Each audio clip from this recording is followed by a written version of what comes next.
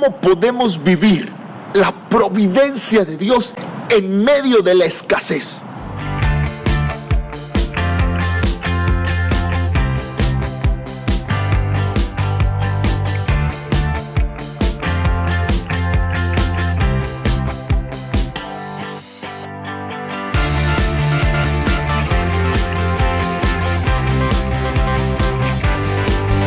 Dios provee, Dios bendice la vida de una mujer que está viviendo un momento terrible.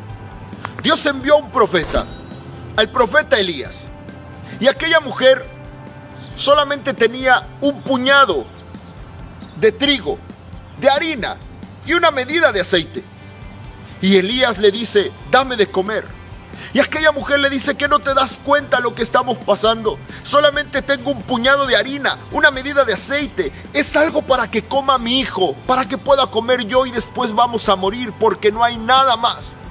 Sin embargo, Elías, en nombre del Señor, le promete la providencia y le dice: te aseguro que no faltará ni el trigo ni el aceite en tu casa hasta que Dios haga de llover de nuevo. ¿Sabes?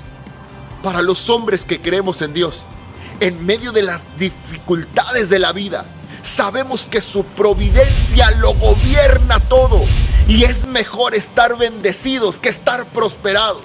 Porque la palabra prosperidad la han utilizado solamente en el sector económico, en las situaciones materiales. Pero los cristianos no tenemos, los católicos no tenemos una idea de bendición como lo es en el mundo protestante.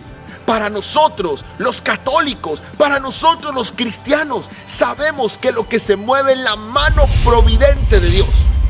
Pero nosotros, ¿cómo podemos alcanzar esa providencia que Dios nos quiere dar en medio de la crisis? Escúchame bien. Lo primero que yo tengo que entender es que Jesús le agrada en mi vida que yo pueda ser desprendido, que yo pueda hacer una obra de caridad, que yo pueda compartir, no lo que me sobra, sino compartir hasta el punto de desprenderme de lo mejor que yo pueda tener. Tenemos que tener en cuenta que Jesús verdaderamente se fija en lo que nosotros damos. Hoy estoy ante esta fuente y me recuerda la vez en que dice el Evangelio que Jesús estaba afuera del templo, en donde la gente iba a depositar su limosna. Y entonces venía una viuda y aquella mujer echó todo cuanto ella tenía. Y Jesús, mirándola, llama a sus discípulos y les dice: vengan. En verdad les digo que aquella mujer ha dado más que todos, porque no dio lo que le sobraba, dio lo único que tenía para vivir.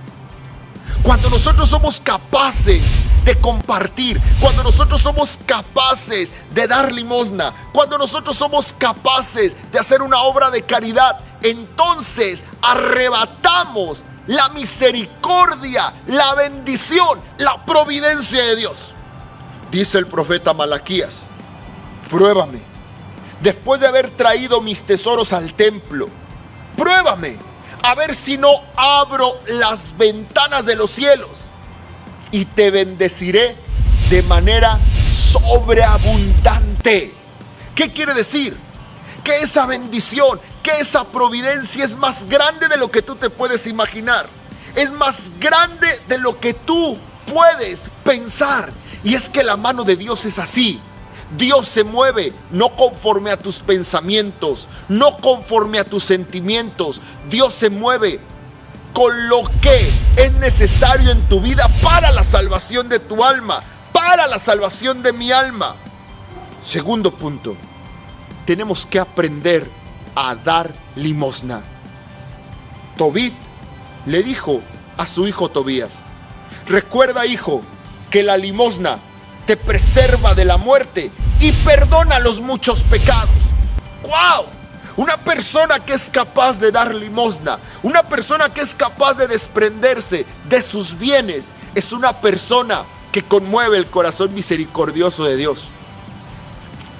Tercer punto, Había en el libro de Hechos de los Apóstoles una mujer que siempre apoyaba a los apóstoles y a la comunidad cristiana con sus bienes. Y esta mujer un día cae enferma y muere. Y la comunidad cristiana va delante de Pedro, dice el libro de los Hechos de los Apóstoles en el capítulo 9, a pedir por esta mujer en aquella ciudad llamada Jope. Y cuando le externan que es aquella mujer que con sus bienes sirve a la comunidad cristiana, Pedro comienza a orar y aquella mujer es arrebatada de la muerte. Porque la limosna, la persona que ofrenda con alegría, la persona que comparte de sus bienes, arrebata milagros al cielo. Tienes que tener en cuenta lo que dice el profeta Isaías acerca de las personas que hacen obras de caridad. Dice el profeta Isaías que cuando somos capaces de darle de comer al hambriento, de vestir al desnudo, de dar nuestra limosna, las heridas de nuestro corazón sanarán pronto. Pero además dice, aquellos que dan limosna, aquellos que dan su ofrenda, son como los que se ponen en la brecha. Es decir, es una manera también de hacer una oración de intercesión.